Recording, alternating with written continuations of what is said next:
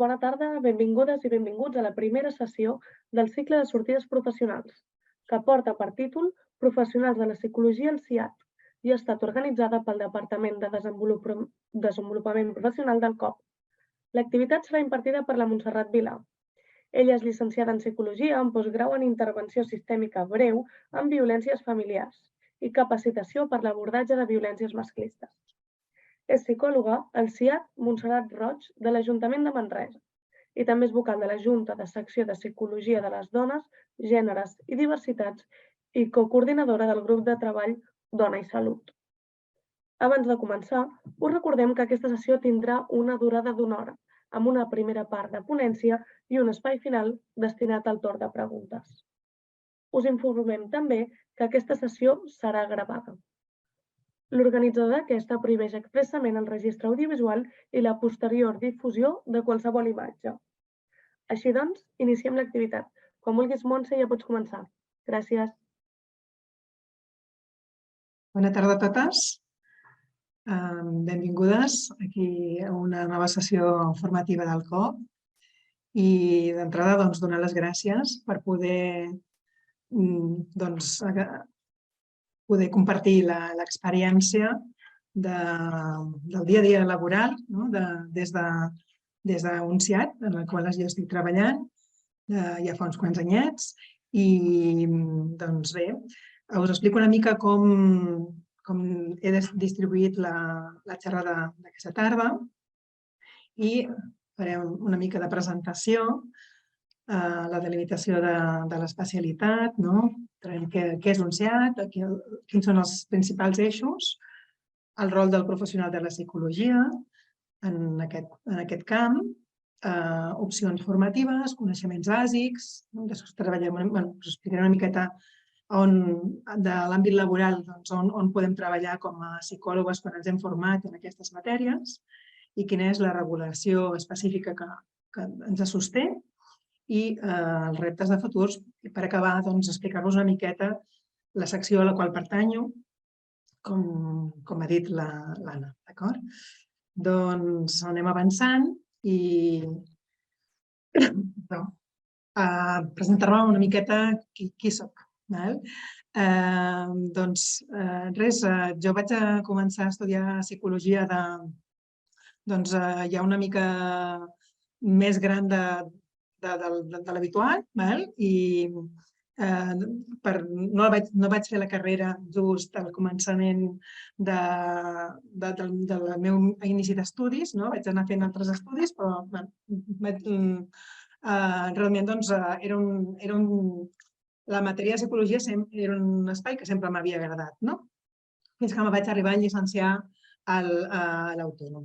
Llavors, una de les característiques que sempre m'havien interessat i que ja mentre estudiava psicologia i havia fet altres cosetes era el tema de les relacions humanes, de com ens relacionem, de com els humans ens comuniquem, com són les nostres relacions. I d'aquí també amb l'experiència de què significava jo per ser dona, com em relacionava també pel fet de ser dona. I ja des d'un bon primer principi, d'un començament, era un tema que a mi m'interessava força. Per la qual cosa vaig estar en diferents tallers fent la part del que seria la prevenció i sensibilització a les escoles, a diferents entitats, d'acord? I és una cosa que cada vegada era tot el tema de les qüestions de gènere i qüestions de les relacions humanes era un tema que a mi em motivava moltíssim.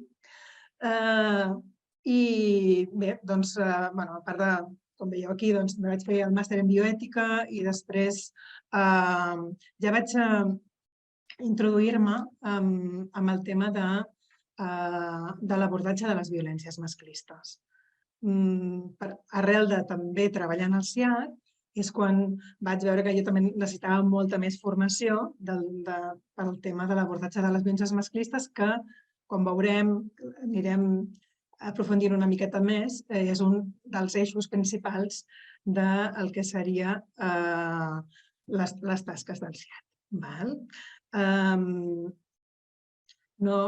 Com ha dit l'Anna, estic de vocal a la Junta de la secció de Dones, Gèneres i Diversitat i conjuntament amb una companya estem coordinant el grup de treball de Dona i Salut i que aquest és un projecte que estem engegant i també des de fa bastant més temps soc membre del grup de treball de violència masclista. I com a funció laboral on estic actualment és el SIAT Montserrat Roig de l'Ajuntament de Manresa. Comencem, comencem. Què és un SIAT? Un SIAT és un servei d'informació i atenció a les dones. On en el SIAT el que oferim és assessorament, d'orientació, informació dels drets de les dones i quins són els serveis i els recursos que hi ha al seu abast. Són serveis que són gratuïts, són confidencials i normalment hi ha, en la part més assistencial, hi ha un desdoblament, que seria una part psicològica, en la que, com a professional de referència és una psicòloga o un psicòleg, i després hi ha un professional que fa assessorament jurídic. Llavors, el treball que es du a terme en tots els SIATs és treballar des de la part de psicologia, és treballar l'empoderament, l'autoestima i, d'alguna manera, la primera identificació de les violències masclistes. I per la part jurídica hi ha consultes diverses, des de custòdies, d'incompliments de pensions, hi ha molta diversitat i sobretot això. Són situacions que són especialment... La característica principal és que hi ha algun dret de les dones que d'alguna manera no s'està duent a terme i no s'està protegint aquest dret. I el que hi ha és que el dret es veu, se li han mutilat els drets, d'alguna manera se li està exercint unes violències que no són les que realment haurien de ser. Però, perdoneu, estic una mica nerviosa i es nota. Llavors, intento agafar una mica el fil perquè m'estava marxant ara. Bé, els SIATs, on estem? Ja estem a totes les poblacions de Catalunya que tenen més de 20.000 habitants. Per normativa, el que hi ha és que hi ha d'haver un SIAT a cada població que té més de 20.000 habitants. I després tots els 41 consells comarcals de Catalunya, tots tenen un SIAT. És a dir, per tant, veiem que hi ha SIATs que seran municipals i altres SIATs que seran comarcals. A més, a Barcelona, Barcelona capital, a la ciutat, el que hi ha és que els SIATs no es diuen SIATs, no es diuen com a servei, sinó hi ha una mica de canvi, que la S es canvia per la P, de punt. Punt d'informació i atenció a les dones, servei d'informació i atenció a les dones. Llavors, ja com a dada, hi ha 107 SIATs a tota Catalunya. I us explico una miqueta el SIAT del qual jo pertanyo. En aquests moments, a nivell d'estructura, hi ha una coordinadora de SIAT que té la seva les seves funcions és més tècnica i el perfil professional doncs també és molt tècnic, una noia que no està a l'àrea d'atenció, sinó que fa tota la part de què seria la coordinació del CIAT a nivell d'atenció i la coordinació del CIAT a nivell del que seria sensibilització i prevenció, que és una mica com tenim desdoblat el nostre CIAT en concret.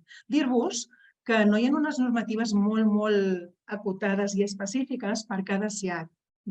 Sí que és veritat que tots els CIATs, cada un d'ells es compon com a mínim, hi ha uns mínims, que és que hi ha d'haver una atenció psicològica duta a terme per un professional de la psicologia i una atenció jurídica duta a terme per una persona també de l'àmbit jurídic. Llavors, a partir d'aquí veurem multicasuístiques de CIATs. Hi ha CIATs que incorporen una treballadora social, hi ha CIATs que incorporen altres referents, altres professionals. Però el mínim és això, una professional de la psicologia hi ha d'haver en tots els CIATs i una professional de l'àmbit jurídic. I en el nostre cas tenim una tècnica de projectes que nosaltres estem com d'enhorabona perquè estem augmentant una mica la nostra capacitat de professionals i a hores d'ara, en aquest moment, des de fa un mes que hi havia una tècnica de projectes, en aquest moment ja tenim un reforç d'una altra companya de tècnica de projectes. Aquí ja no es demana que sigui psicòloga, pot ser psicòloga o no, és una persona que estigui en l'àmbit social i especialista en perspectiva de gènere i diversitats. Llavors, aquí és una mica el que es demanaria per altres àrees que no són les atencionals. En el CIAT veiem que hi ha aquestes dues grans àrees i en el nostre en concret el tenim molt diferenciat, que seria aquesta part, la part d'atenció, informació i atenció, que com hem dit hi hauria la part d'assessorament psicològic i jurídic i després hi hauria la part de prevenció i sensibilització que el que hi ha seria diferents tècniques, tant poden ser sociòlogues com poden ser treballadores socials. Llavors, també nosaltres, dintre de la nostra regidoria de feminismes, també tenim un servei, un SAI, un servei d'atenció a persones LGTBI. I ens coordinem, però cadascuna tenim les nostres branques, els nostres espais. Anem avançant una miqueta.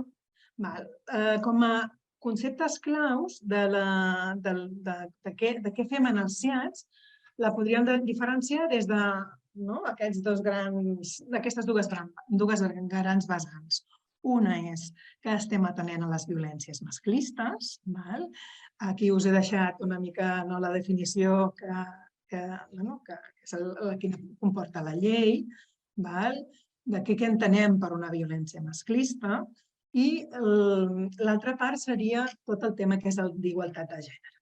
Serien els dos grans peus, les dues grans potes on se senten els continguts de què treballem en un CIAT, que ens diferencien d'un altre assessorament psicològic d'un altre espai, un altre professional de la psicologia que està en un espai privat o un espai clínic, per exemple, estarà atenent des d'una altra banda. Nosaltres el que sí que la peculiaritat que tenim des de l'atenció dels professionals de la psicologia que treballem en els CIATs és que les nostres bases venen des d'aquestes dues grans àrees, des de entendre molt bé què són les violències masclistes i entendre molt bé la igualtat de gènere. I què podem fer per erradicar aquestes violències i per aconseguir una igualtat real i efectiva entre homes i dones. Després, el tema dels rols de la intervenció psicològica, us he posat en principi l'àrea a la que jo em dedico més, que és la part d'intervenció psicològica individual. Cal dir que des dels serveis dels CIADs també el que fem és atenció individual, atenció grupal i atenció comunitària. Però un gran percentatge de la jornada es dedica a la intervenció individual. Si més no, estic parlant del meu cas. I quins són aquests rols que tenim com a professionals? D'entrada, com a molts psicòlegs això és molt generalista, brindar aquest acompanyament emocional a la persona que tenim al davant. Explorar quins són els seus factors de vulnerabilitat, ajudar a identificar la violència masclista rebuda. Penseu que la identificació de la violència no és gens fàcil. Vivim en una societat que és patriarcal, que és masclista i que d'alguna manera ha normalitzat moltes conductes en les que les dones passem i que ens costa molt posar-li nom. Quan les dones venen a un CIAD, sí que n'hi ha algunes que ja tenen molt clar que són víctimes de violència, però us he de dir que n'hi ha moltíssimes que no tenen la identificació. Els costa molt posar aquesta que una pròpia es consideri com a víctima. I això és una cosa a treballar i hem de treballar molt des del respecte.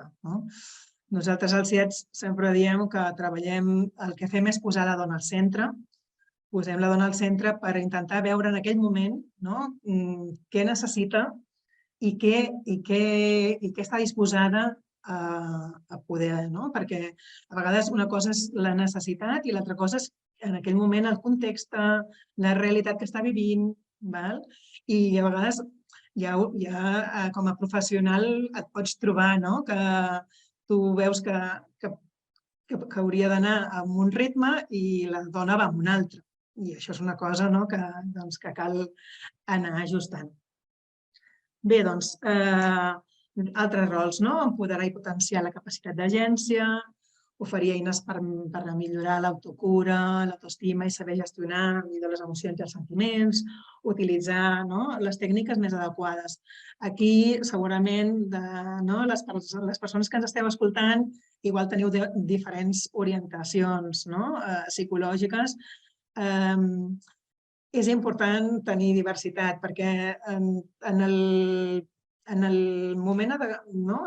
aquell moment i en aquella dona en concret li anirà bé un tipus de tècnica que potser en un temps posterior la mateixa dona li aniria millor una altra o la casuística diversa que pot haver-hi.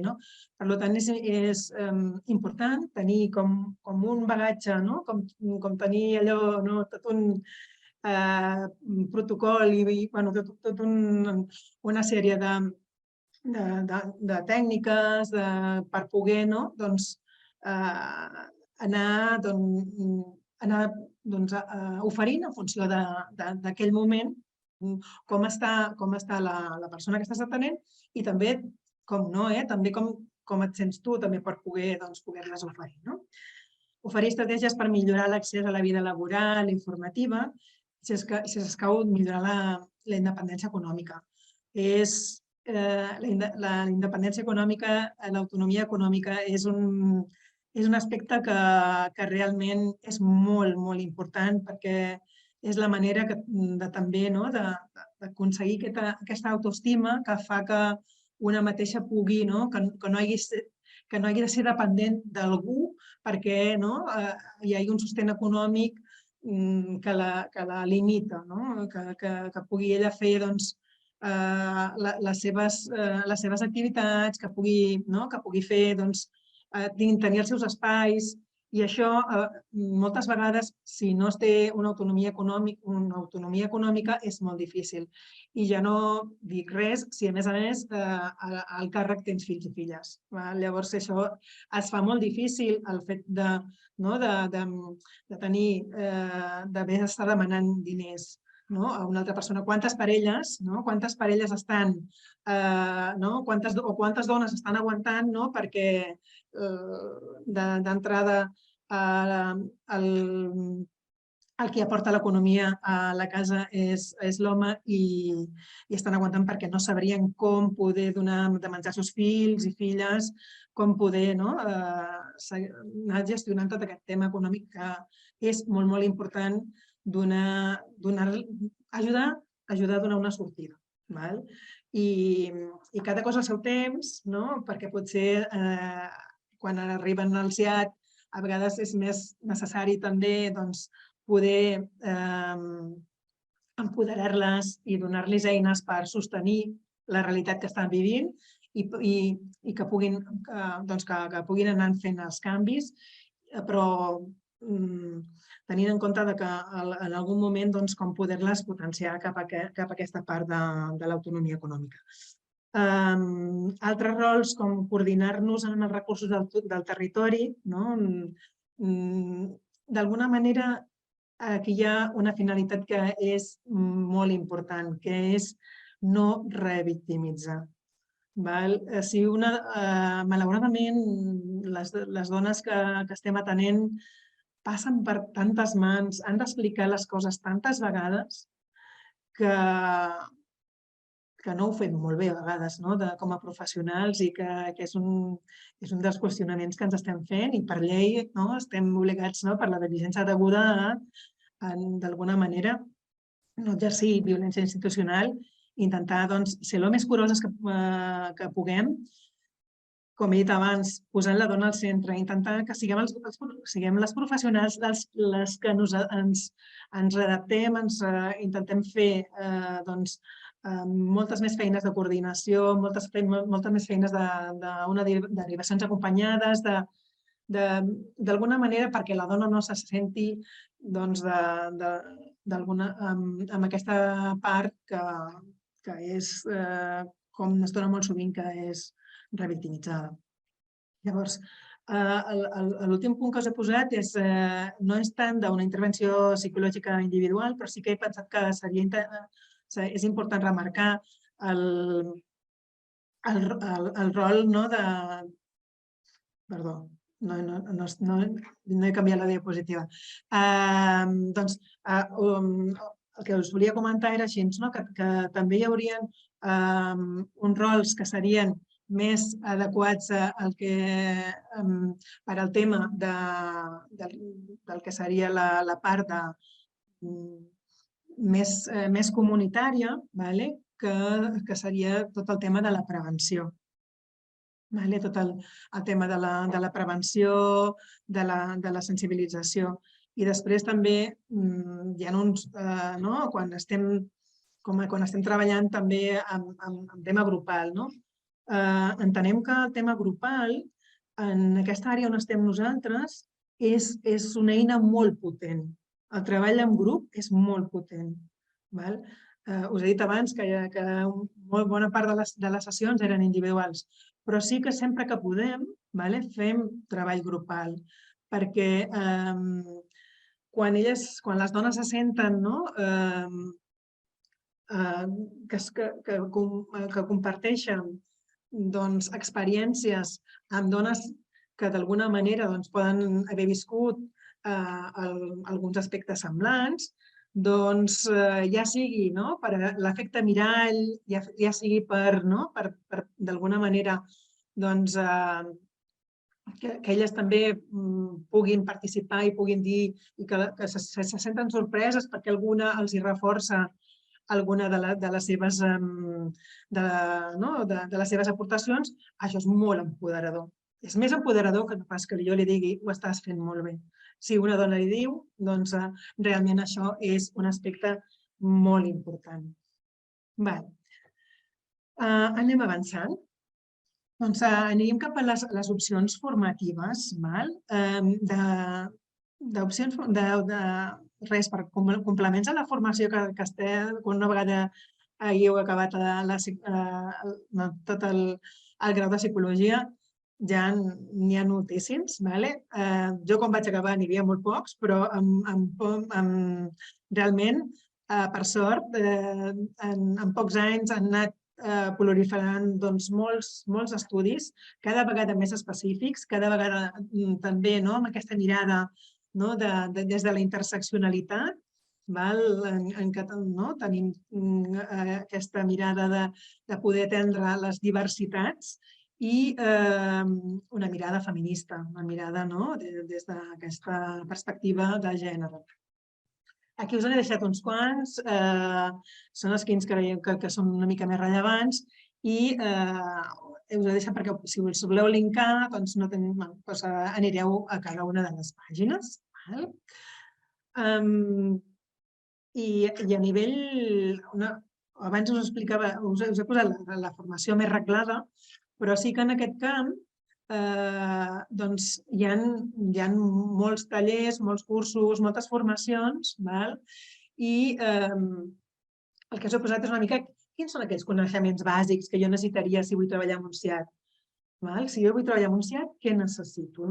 I d'alguna manera el que necessito és això, tenir un coneixement el més ampli possible sobre la violència masclista. Saber els tipus, els àmbits, els cicles de la violència, l'escalada, això és el mínim, i després una mica de poder treballar les fonts de les violències, aquestes fonts estructurals de l'estructura patriarcal on estem amb nosaltres. També hauríem de tindre coneixements en avaluació de riscos i protecció. He de dir que nosaltres no tenim eines validades. Hi havia, a Barcelona es va fer l'RVD fa bastants anys per valorar la situació de perill i és una eina que la quina es fa servir i moltes vegades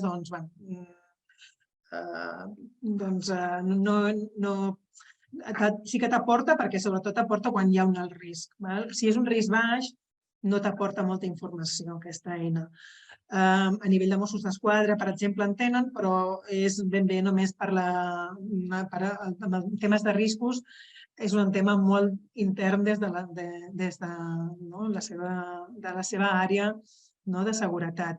I a nivell extens generalista, des dels CIATs no tenim unes eines d'avaluació de risc. Sí que en el meu cas, per exemple, jo treballo amb entrevista semiestructurada i després tinc indicadors de diferents violències en les que vaig cotejant per si és que n'hi ha. Hem de tindre totes les eines que puguem per al suport i la contenció emocional. Per descomptat, com més entrenades estiguem a l'escolta activa, més bé farem la nostra feina. I conèixer molt bé els recursos del territori. Si vull anar a treballar en un CIAT, he de saber, m'he d'interessar molt per quins recursos hi ha, des dels serveis socials, a nivell laboral, del SOC, els CIOs, també a nivell de les activitats. Penseu una cosa, que hi ha moltes dones que això és un factor, o més que un factor, és una conseqüència de la violència, que moltes dones es troben aïllades. Una de les conseqüències que se'n deriven de la violència és que l'agressor el que fa és aïlla per tenir més poder. Llavors, poder reconnectar qualsevol de les dones que tenim a la xarxa que ja tenim, que ja està funcionant i sabem que funciona bé, és a dir, hauríem de saber què es fan als barris, quines activitats hi ha, si hi ha un grup de dansa, si hi ha un cor, si hi ha una activitat esportiva, i què és, per què? Perquè realment ho podem oferir.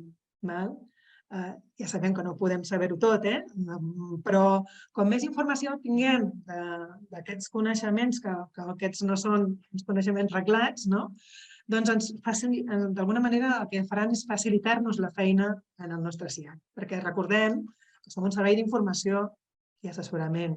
Llavors, això també entra en la part aquesta. Una cosa és també l'acompanyament que estem fent, però també aquesta informació i assessorament és important. Revisar les creences i actituds. Aquí també hi ha una part que com a professionals de la psicologia, si una cosa assistem atenent a persones, hem d'intentar també nosaltres fer aquesta part d'autocura personal i tenir les nostres supervisions, tenir la nostra part com a professional de la psicologia també aquesta autocura de no poder, de no fer aquesta part de traslladar les meves angoixes a la persona que estic atenent. I és molt important, estem treballant amb temes que totes ens han travessat en algun moment, perquè les violències masclistes d'alguna manera ens han travessat a totes i correm el perill que puguem identificar-nos amb situacions que ens poden relatar algunes de les dones. Per tant, és important aquest treball personal propi de cada una de les psicòlogues. Tot el que sigui tot el tema de la interseccionalitat és molt interessant. El tema de salut mental, el tema de les addiccions, de les dones migrades, de tot el tema de les discapacitats funcionals. Cal tenir aquesta mirada, perquè no només ens travessa el gènere, que sí, però també ens travessen altres constructes que realment són molt importants. Per descomptat que temes d'autoestima, assertivitat, resiliència, posar límits, saber que no, i els temes d'autocura són coneixements que són indispensables per poder donar un bon servei en el CIAT. Per ampliar una mica més, aquí el que us voldria comentar és que, a part dels CIATs, també tenim, hi ha altres recursos que d'alguna manera estan interrelacionats. I amb aquests coneixements que hem estat parlant, podríem treballar en diferents espais. Podríem treballar en un CIAT, però també podríem treballar en un CIE, que és un servei d'intervenció especialitzada. Aquí tenim, a vegades, entre nosaltres ens diem que hi ha les sigles que s'assemblen molt i a vegades poden portar confusió. Quines diferències hi ha entre un CIAT i un CIE? En aquests moments, els CIEs són uns serveis especialitzats que estan també desplegant-se a tot Catalunya. En aquest moment, crec, si no m'equivoco, n'hi ha 18. I el que fan és una atenció més integral i especialitzada, la qual cosa, això què significa? Que aquests recursos sí que hi ha tota una bateria de professionals que tenen a la dona i llurs fills i filles en totes les seves dimensions, des de les àrees socials, allà hi ha treballadores socials, hi ha educadores, hi ha persones que treballen tot el tema jurídic, per descomptat, psicòlogues adultes i psicòlogues de fills i filles. Llavors, aquests serveis són molt més complets per treballar justament les violències masclistes. Així com els CIATs són, d'alguna manera, per dir-ho així ràpid, més generalistes, i a part de treballar les violències masclistes, que bàsicament estem fent identificació, prevenció i sensibilització, També treballem tots els temes de drets de les dones, tema d'igualtat de gènere. I tenim un servei una miqueta diferenciat perquè per la nostra banda no només fem violència masclista, sí que el nostre gran focus és la violència masclista, però no només fem violència masclista, d'acord? També fem des dels plans d'igualtat i des de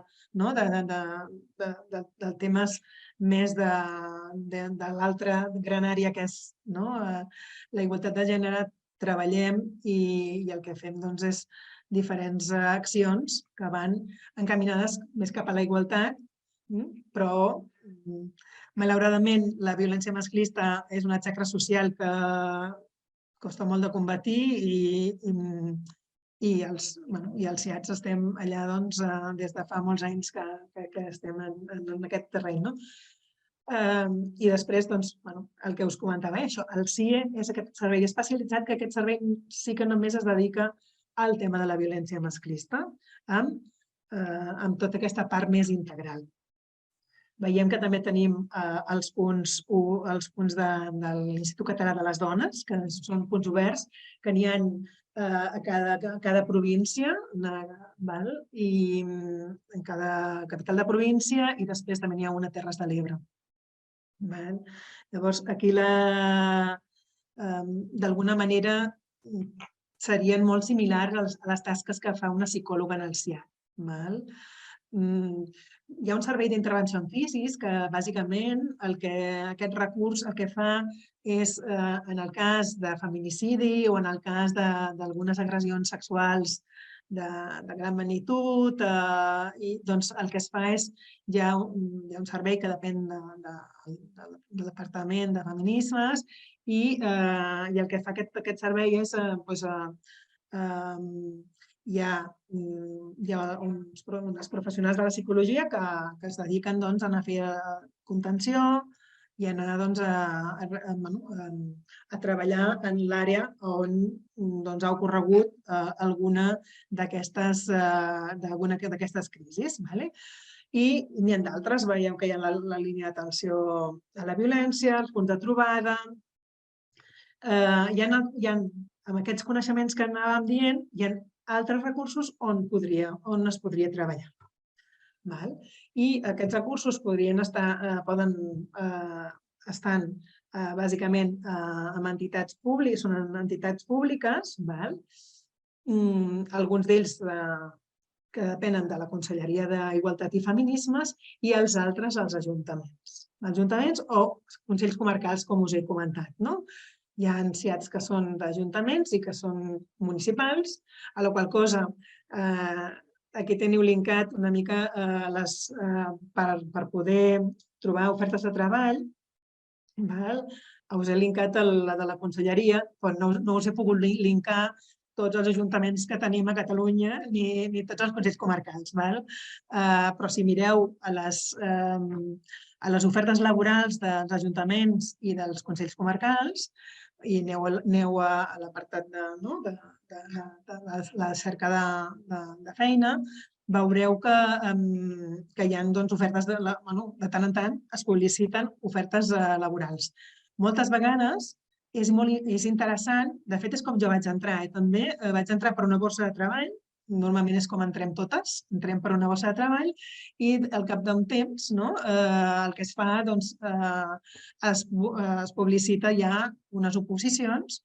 En el meu cas hi vaig fer unes oposicions per entrar ja a la plaça fixa. Primer vaig entrar en una borsa de treball i després hi ha unes oposicions a la plaça fixa.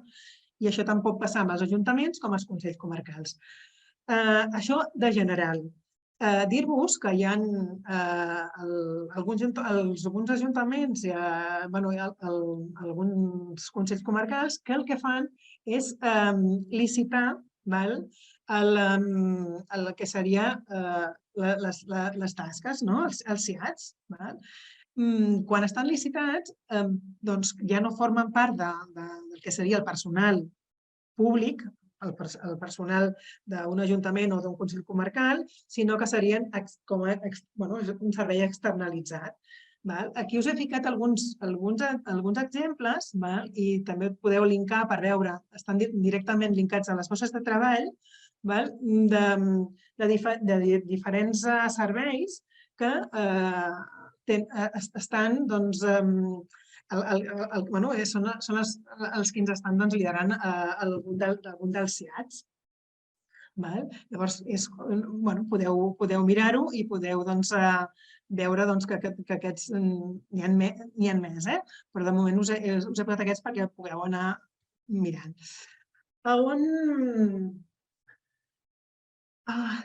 D'on penja tot el CIAT?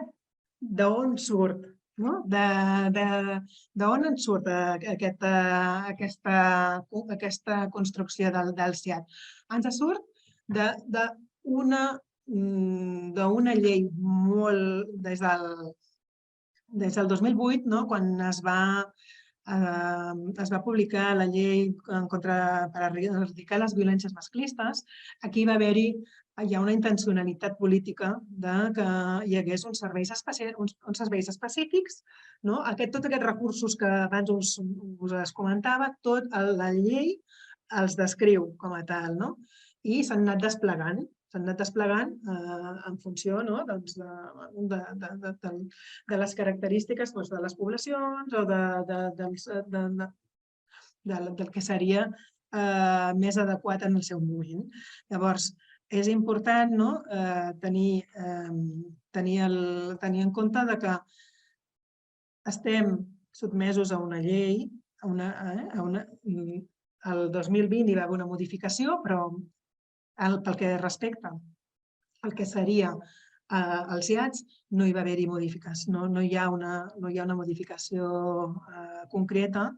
Sí que hi va haver-hi una modificació per als àmbits de violència i hi va haver una ampliació de tota una sèrie conceptual.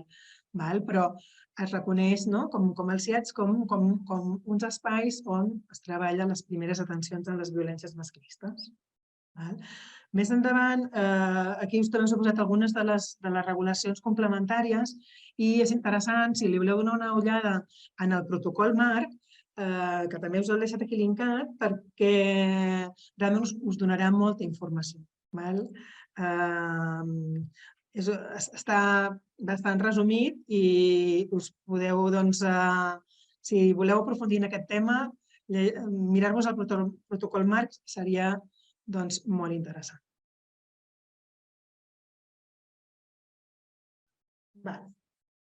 Una mica com a reptes de futur. Els reptes de futur, la veritat és que els estava pensant i pensava, uau, quins serien els principals? Aquí us he posat una anotació que no és meva, que és de la Laia Rosich, i per això li poso un nom, perquè realment ella està treballant al Departament de Feminismes i és una psicòloga que durant molts anys va estar aquí també en el COP, ocupant diferents càrrecs, entre els quals de la Junta de Secció de les Dones, i en les quals admiro molt. I realment el que ens remarca una mica aquí la Laia, que és que d'alguna manera, quan estem atenent a les dones amb aquestes problemàtiques, hi ha com molts dilemes. Moltes vegades nosaltres ens trobem que de cara als altres professionals que hi ha a la xarxa, són aquelles de les dones, aquelles que treballen amb les dones. I és com si una miqueta com de menysvaloració. I dius, ostres, no és així, perquè realment nosaltres estem ocupant un lloc professional i tècnic en el que escoltem a la dona en el relat i nosaltres no som jutges per realment discernir quina és la veritat, quina no és, sinó que fem aquest acompanyament amb el tema emocional i tenint clar també tota aquesta part del nostre secret professional, què estem obligades a dir, què no estem obligades a dir. Realment aquest treball en xarxa és un repte professional de futur que ha d'anar millorant i s'ha d'anar consolidant i hem d'anar trobant el nostre lloc i d'alguna manera poder-nos fer valdre. També en aquest petit text hi ha una cosa molt important que també és la cura de les professionals. Penseu que els relats són d'alta intensitat i sovint hem de lluitar per poder sostenir tots els relats i poder-nos cuidar. Poder-nos cuidar i tenir els nostres espais de supervisió i que no caiguem en el burnout famós que moltes professionals psicòlogues s'acaben trobant.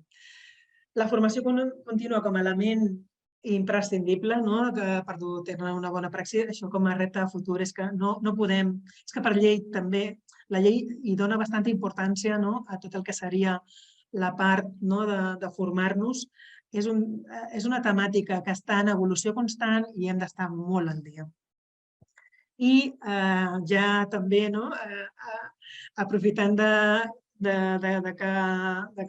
noves professionals que es vagin incorporant, realment nosaltres veiem que és un camp on encara hi ha moltes coses a fer i a dir i que realment com a repte professional creiem que seria interessant aquest increment de contractació de professionals de la psicologia, d'aquestes mirades interseccionals, feministes, siguin treballant en CIAT, siguin treballant a una altra àrea, però important que hi hagin aquestes mirades. Llavors, ja com a finalitzar, us comentaria una mica quina és la secció de psicologia de dones, gèneres i diversitats, en les quals jo pertanyo, estic a la Junta com a vocal. I, com veiem aquí, que una mica l'eix central és que la incorporació de la perspectiva de gènere en qualsevol àmbit d'intervenció de la psicologia el que fa és que sigui important aquest punt de mira a partir del qual es visualitzen aquests fenòmens, implicacions i efectes de relacions socials de poder entre gèneres, masculí i femení o de sexes, d'home a dona. Això seria la nostra part del que seria el que ens uneix als diversos grups de la secció i veieu que aquí hi ha els quatre grans grups que configuren la secció. Hi ha el grup de Dona i Salut, hi ha el grup d'investigació sobre la incorporació de sexe i gènere en psicologia, hi ha el grup de treball de sexualitats afectives i dones i el grup de treball de violències masclistes. Com us he comentat abans, jo estic, bàsicament, fa bastants anys que estic participant en el grup de treball de violències masclistes i des de fa molt poquet coordinant el grup de Dona i Salut. Aquí també he deixat els links per si voleu mirar-los i el que sí que us convidaríem a fer una ullada, a mirar a veure quines són, que pugueu mirar què és el que fem.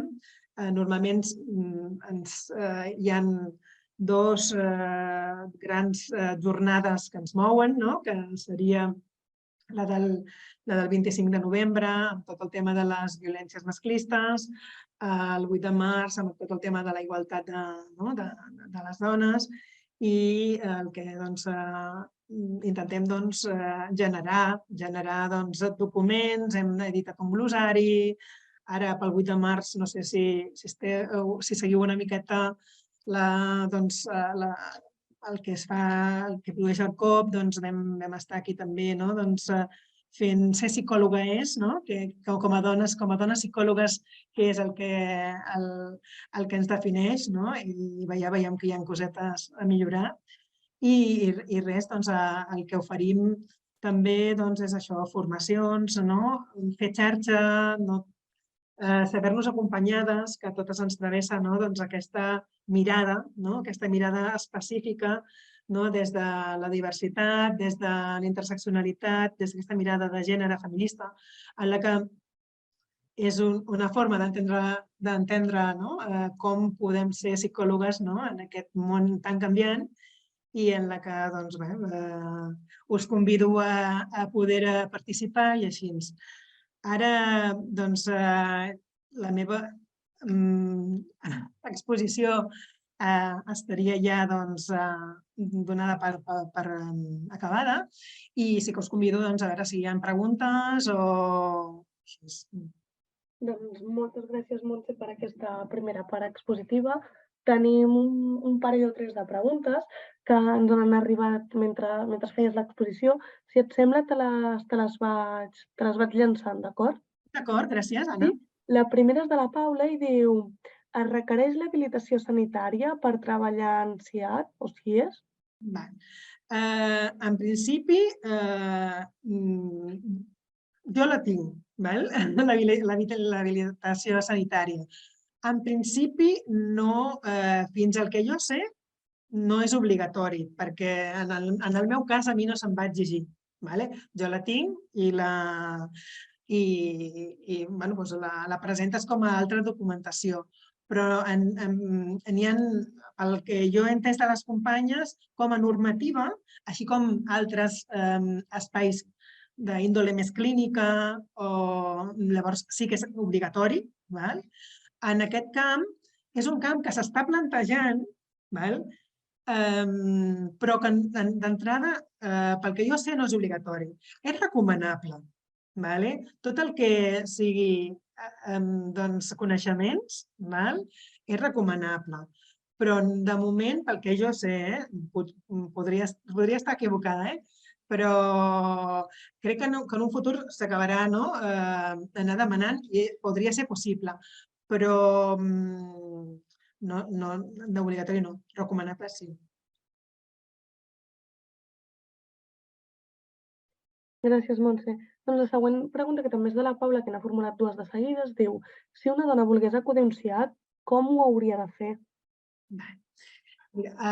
Les atencions al SIAD li diem a porta oberta. És a dir, que tenim uns horaris d'atenció i el que ha de fer és presentar-se en el SIAD més proper que tingui. Si és d'una població més gran de 20.000 habitants, hauria d'anar al SIAD de la població en concret, i si és una dona que viu en un municipi més petit, doncs hauria d'anar al SIAD, el Consell Comarcal de Referència. I si és de Barcelona, en la seva àrea de districte, en el PIAT que li correspongui. Llavors, dic això perquè és una de nosaltres, per exemple, jo us parlo d'alguna cosa molt concreta, que és el meu cas, que jo estic en el SIAD municipal de Manresa i justament a Manresa també hi ha el SIAD comarcal de la comarca del Bages. Llavors, quan truca una dona o quan es presenta una dona perquè voldria ser atesa, doncs en funció, és un criteri de si va a un SIAD o un altre. També hi ha, per normativa, no podem excloure ningú. El que passa que no podem excloure cap dona, perquè també es pot donar el cas, i això també ho contempla la llei, que realment hi hagi alguna dona que no vulgui ser atesa en un SIAD molt proper que la poden conèixer. Llavors pot anar a un altre SIAD. Però en principi, el lloc on tu estàs censada, a la municipal, on estàs vivint, doncs és el lloc de referència del SIAD. Ja, si us poseu el que seria a veure, no em sortirà. El Departament de Feminismes, i si veieu l'apartat dels SIADs, veureu que hi ha un mapa de Catalunya i en funció de la població ja et diu a quin SIAD hi ha de referència, si es vol mirar així. També és una forma de mirar-ho. El que passa, com una dona, per anar a un SIAD, l'únic que ha de fer és o trucar o presentar-s'hi presencialment. Això des d'ella. També pot ser que passi que vagi amb una treballadora social o que vagi amb algun recurs, vagi un CIO i li diguin ostres, estàs passant per un moment tal i que ens la puguin derivar. Hi ha diferents formes d'entrar en el SIAT. Pot ser per alguna derivació d'algun recurs o perquè ella ha trucat o s'ha presentat allà en el servei demanant atenció. Gràcies, Montse. Doncs la següent pregunta és de la Laia i diu, no sé si la pots contestar, diu, per conveni, quin sou aproximat sol tenir un psicòleg del SIAT? Aquí hi ha una gran variabilitat, perquè de psicòlegs del SIAT hi ha que estan de l'àmbit públic i les que tenim, entre cometes, moltes cometes i moltes cometes, el privilegi de treballar des de la funció pública, doncs tenim un sou més adequat. I normalment sol anar acostant-se cap als 2.000, així. Però companyes que estan fent exactament la mateixa feina, però estan amb una entitat externalitzada, doncs igual cobren 1.200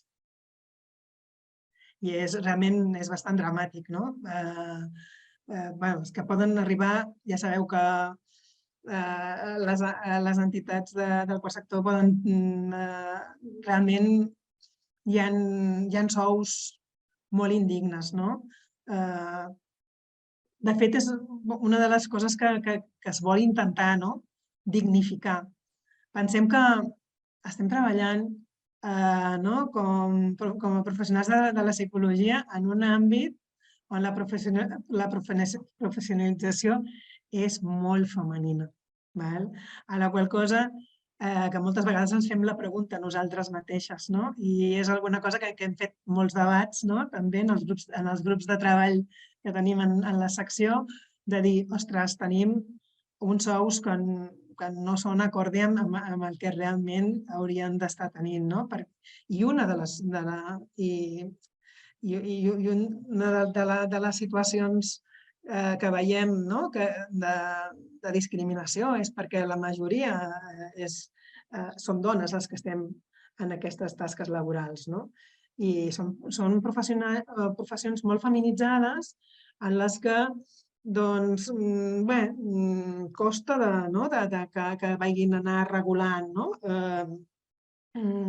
un sou digne, perquè no trobo... És que el que realment suposa estar fent aquest tipus de tasques, quin rol estàs ocupant i la pressió, tot plegat, el que hem de tindre de fet és una part de cura, que d'alguna manera t'estiguin reconeixent un sou, és una part també de que l'empresa t'està cuidant com a professional. Allò que deia abans del burnout, si ja estàs en una situació que el tipus de feina és prou complexa com la que tenim nosaltres i a sobre no pots permetre tenir el que et mereixes, perquè no estem demanant més. Estem demanant que s'equiparin altres psicòlegs, altres professionals de la psicologia que no són d'espais tan feminitzats i que estan tenint uns sous dignes. En canvi, malauradament, torno a repetir, sobretot amb els SIATs externalitzats, els SIATs que ja tenen, que realment els ajuntaments han fet l'aposta política d'entrar per prestar amb un sou públic, això canvia una miqueta i hi ha més dignitat.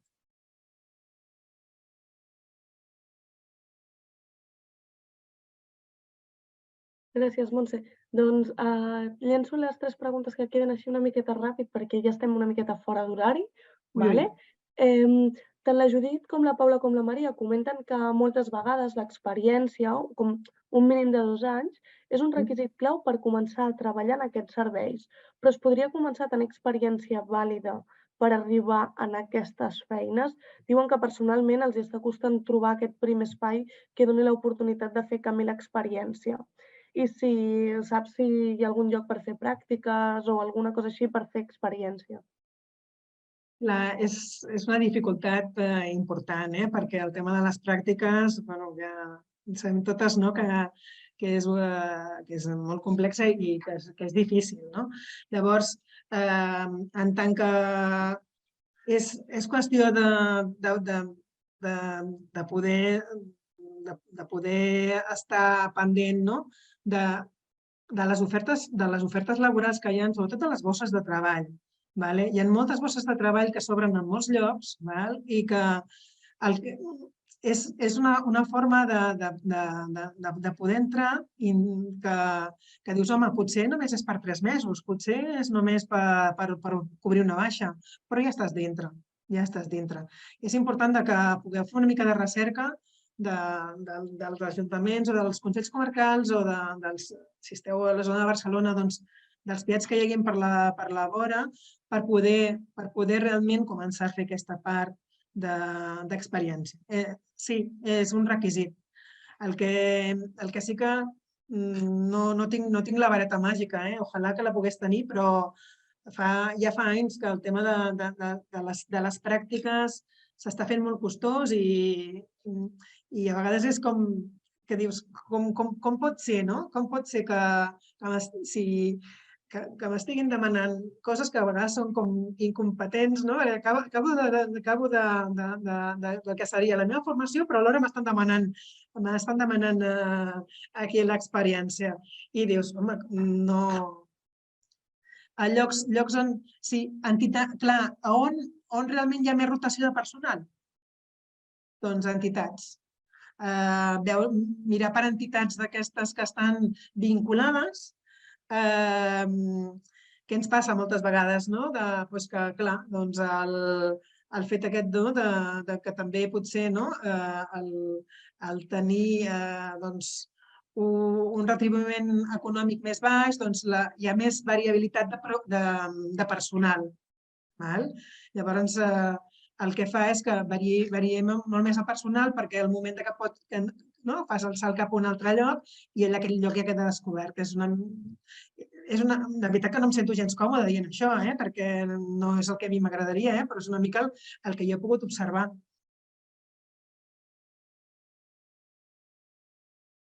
Gràcies, Montse. Doncs la següent pregunta de la Rocío diu: com és el dia a dia d'una psicòloga al CIAT? Diu el número de dones ateses, la prevenció, les tasques administratives... Nosaltres, en el nostre espai, i gairebé en tots els CIATs, es compta amb algun suport administratiu, d'algú que agafa el telèfon, que fa algunes de les accions més rutinàries. I el dia a dia, d'entrada, parlo del que conec jo. He dit que cada CIAT té una certa autonomia per poder fer una miqueta en funció del que s'adeqüi en el tipus de personal que hi ha i així. En el meu cas, jo, per exemple, jo estic a jornada sencera, hi ha moltes psicòlogues que estan en CIATs que no estan a jornada sencera i després intentem que les visites siguin d'hora, de 3/4 d'hora a hora. Per tant, no tenim allò una pressió assistencial de cada mitja horeta entrant gent. Sí que és veritat que moltes vegades tenim gent que ve d'urgents, amb algun d'urgència no seria, però sí que amb situacions sobrevingudes, amb coordinacions, llavors una miqueta les tasques a fer són moltes i variades, no? I realment et dona la sensació moltes vegades que et quedes una mica curta de feina. Sobretot allò que ens agrada també a nosaltres, com a professionals de la psicologia, que és començar a deixar-ho tot una miqueta allò, a posar-ho tot ben posat, i a vegades et falta, treus, et queda com una mica pendent la documentació i has d'esgarrapar algunes hores per poder fer tota aquesta part. Però sí que, sobretot, del que jo sé, jo no tinc que he d'atendre, normalment solo atendre, per exemple, una mitjana d'unes 20 i tantes dones individualment, també faig algun treball grupal, i després també totes les tasques això, perquè penseu que de cada visita es genera feina, perquè sí que n'hi ha algunes que no, però que si ara em coordino amb la treballadora social perquè li manca no sé què, em coordino amb salut, em coordino amb ocupació, em coordino amb diferents serveis, i tot això, clar, genera temps de professional. No sé si he contestat a tot el que em demanava.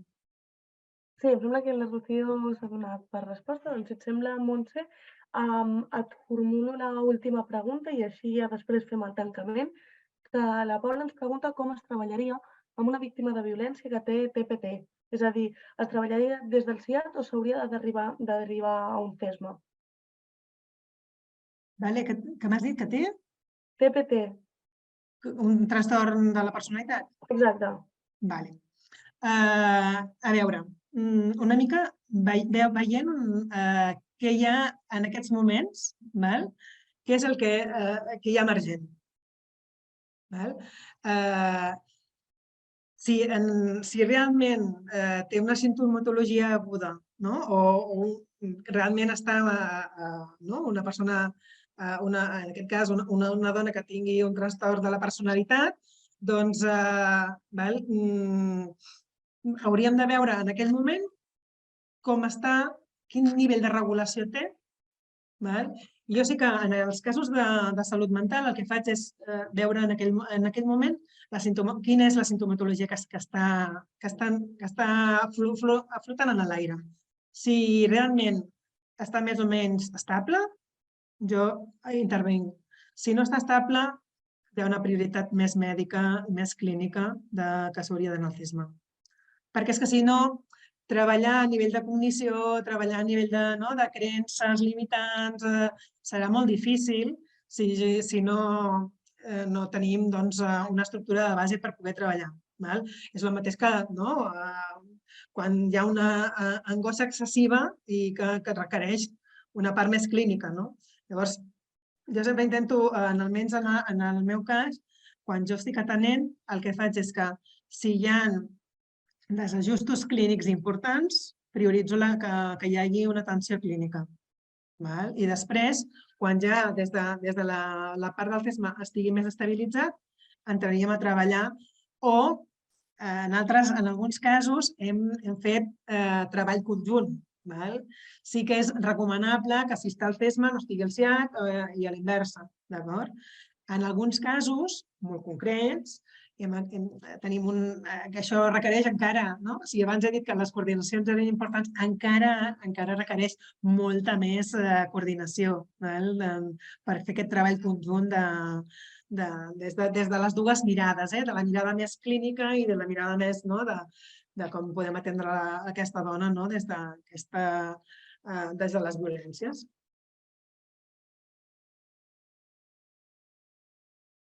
He respost? Gràcies, Montse. Em sembla que especificava per això amb un trastorn d'estrès posttraumàtic. És que no havia entès bé el... És que vindria a ser... Clar, el trastorn d'estrès posttraumàtic estaria degut a la violència? És una miqueta això, és per un fet violent que hi ha de relació de parella, que ella té un trastorn, que s'ha desencadenat aquest trastorn, o bé és perquè hi ha tota una sèrie de patologies de base i la dona està en una relació en la que s'està exercint violència. Seria aquesta una mica la diferència. La premissa és si la part clínica està activa i no ajuda a regular, és que depèn una mica la dona com estigui desregulada. Perquè quan treballem des d'aquesta part més per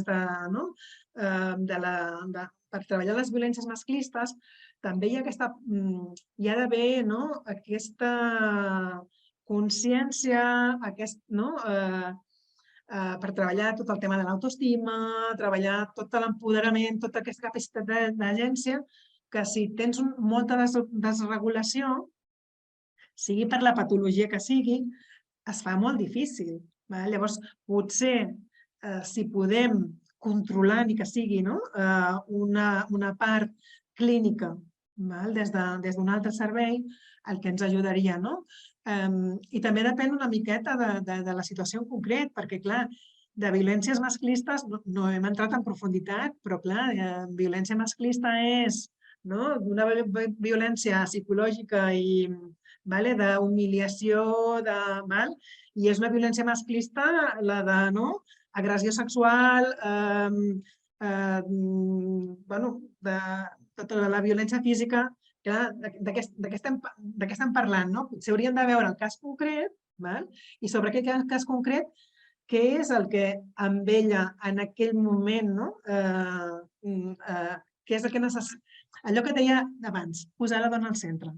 I una vegada vista la dona al centre, aquell moment, què necessita, què està disposada a fer, quins recursos té, per poder avaluar, primer de tot, en funció de quina és les seves necessitats en aquell moment i com la podem ajudar.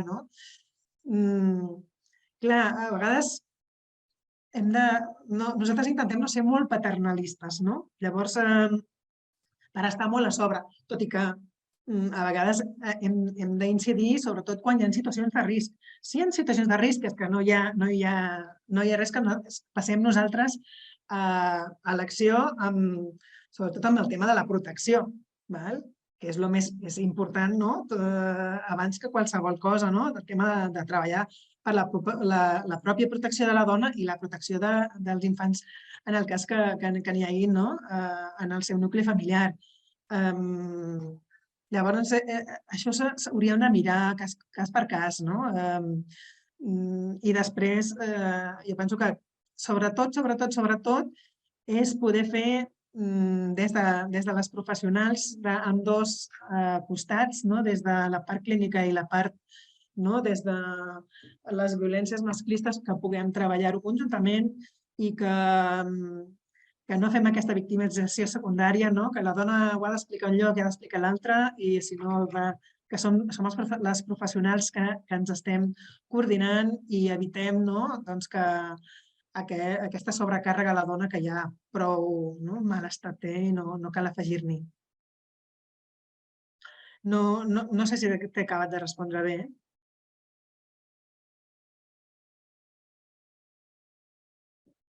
Moltes gràcies, Montse. Em sembla que la Paula no ens diu res més pel xat.